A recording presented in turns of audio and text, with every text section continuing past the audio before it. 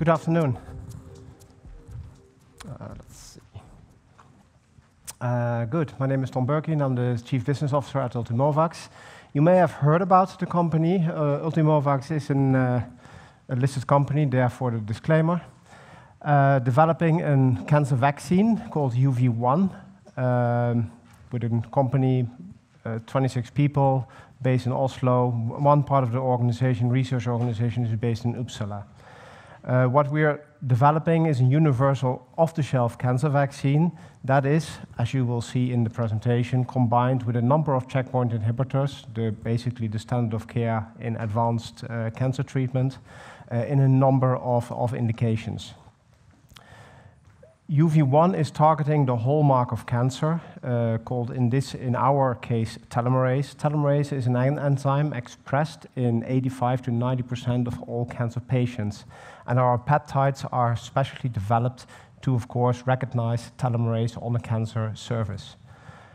We have shown, I'm just returning from Madrid together with my colleagues from ESMO, we have shown as the second cancer vaccine company in the world to show positive randomized clinical phase 2 data. You may have seen the data last year presented by Merck and Moderna on their mRNA vaccine in melanoma, which of course was also very enthusiastically received by us because cancer vaccines of course have a history to be not very effective, at least not in the clinic. We have now shown, together with Merck Moderna, a cancer vaccine treatment that actually works in clinical trials. Their vaccine is focused on individual patients. We have a universal cancer vaccine. I will touch upon that, of course. And since our program is relatively broad, we have 5 phase 2 clinical trials ongoing. We believe that we have a number of value inflection points coming up, hopefully very enthusiastic. This is the overview of the clinical pipeline. At the lower part of the slide, you see 2 phase 1 clinical trials. The 103 trial, where we combine UV1 with pembrolizumab, is a study that we are reporting on a very frequent basis. That study is a melanoma study where we have seen so far very good overall survival in patients that are in the metastatic disease area. Then you have a number of phase 2 trials. The top one is the pleural mesothelioma trial. That's the trial we reported on in Madrid on clinical efficacy. I will touch upon that in much more detail. And we have a number of additional clinical trials upcoming: melanoma, head and neck cancer, ovarian cancer, and non-small cell lung cancer. And these studies, as you can see, are primarily investigator-initiated studies. The INITIUM trial, the melanoma trial, is a sponsored trial, and in several of these studies we have collaborations with big pharma like BMS and AstraZeneca. Hallmark of cancer, I already touched upon that. Telomerase is expressed in 85 to 90% of all cancer patients, so that means that basically using UV1 in cancer patient populations is very broad, and therefore the potential applicability of UV1 is very broad. It is important to understand that telomerase is universal. As I mentioned, high percentage of cancer types are expressing telomerase. It is essential. If telomerase wasn't there, the cancer cell would not have an opportunity to grow, so it would die. And it's enduring, which is quite important, that over the span of the cancer lifetime, you can say, telomerase will be active, which also means that UV1 can be applicable from very early stage of disease to metastatic disease. Here, the 5 studies that we're doing with all the details. I will not dwell into too much on that. 3 of our studies are fully enrolled: the mesothelioma study, obviously, the melanoma study, and the head and neck cancer study. We, of course, are reporting on these studies. We have now reported top-line results on the mesothelioma study in the first half of this year, and we followed up on reporting on overall survival a couple of days ago. The INITIUM trial we expect to report on in the first half of next year, and head and neck cancer will follow in the second half of next year. The other two studies will read out later. Here you can see a bit of background on malignant mesothelioma. It's a small indication, orphan drug. We have received recently orphan drug disease designation for the study from the FDA. As you can see, the rate per 100,000 is of course relatively small, hence the orphan drug disease indication. Overall survival in, for instance, this 5-year overall survival in distant patients is approximately 7%. This is a highly aggressive type of cancer in the lining of the lung.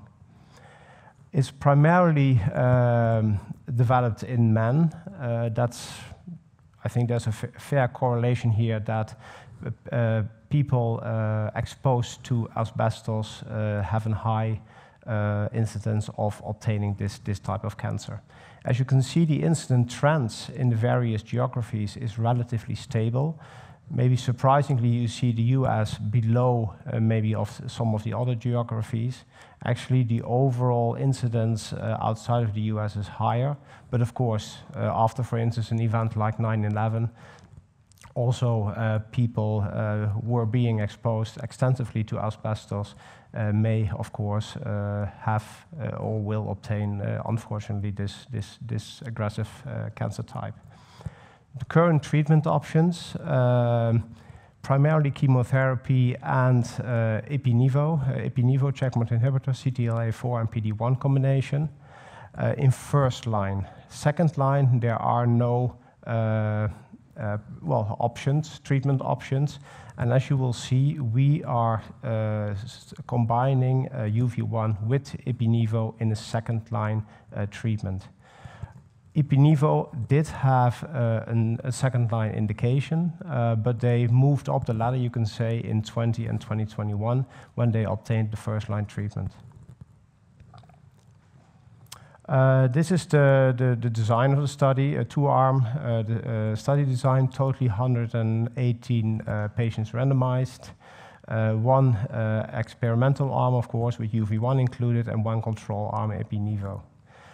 The eligible number of patients, inoperable, you can say that when people move into an advanced setting, which is very rapidly happening in mesothelioma, basically operation is no option. It's a very complicated cancer type as well. The study is done in a number of countries, in Scandinavia primarily, Spain and Australia. This is the data that we have shown a couple of days ago, which we are obviously very proud on. On overall survival, we have a rate of 31%, almost doubling the OR of Ipi/Nivo on its own. And the overall survival, you can see, we basically will have a 27% advance over Ipi/Nivo in this particular trial. You can see the Kaplan-Meier curve showing that quite nicely. The follow-up time is at the moment 17.1 months. Obviously, we want to see the data maturing even more, so we can maybe see the widening of the curves on this graph. A number of additional studies, the INITIUM trial, our melanoma trial. This is a study in first-line melanoma where we use the same combination of Ipi/Nivo. It's a larger trial, 156 patients in a number of countries, also including the US. And this study, as I mentioned, is fully enrolled, and we hope to report, hopefully similar, at least positive data on this trial in the first half of next year. The FOCUS trial, metastatic head and neck cancer, combination with pembrolizumab. Maybe I should have said it earlier. UV1 as such is agnostic to any kind of checkpoint inhibitor. So we're combining with basically 5 out of the 6 marketed checkpoint inhibitors in the world. So head and neck cancer sponsored by a German university hospital, 75 patients randomized in this trial, also a 2-arm study, 50 in the UV1 arm and 25 with pembro. Expected top-line results in the second half of 2024. DOVACC study, a somewhat more complex study. Ovarian cancer is a type of cancer which is primarily treated with PARP inhibitors and small molecule TKI. We are combining with olaparib, AstraZeneca's TKI, and durvalumab, their PD-L1, in randomized clinical trials where we have an arm of olaparib, an arm of olaparib and durvalumab, which is a treatment option, and where we add UV1 in the experimental arm. Study results also expected in the second half of 2024, subject of course to patient enrollment, because this study is, together with the next study, not fully enrolled yet. LUNGVAC, advanced non-small cell lung cancer, a study ongoing in Norway primarily, initially done with pembrolizumab, but since the reimbursement system in Norway changed, we moved to cemiplimab, the PD-1 of Regeneron. This study is ongoing, recently started, you can say. Again here, similar kind of study design. UV1 with cemiplimab, arrow on the slide, in one arm, and cemiplimab in one arm on its own. Primary endpoints in all of our studies has been PFS, so progression-free survival, and secondary endpoints OS and ORR.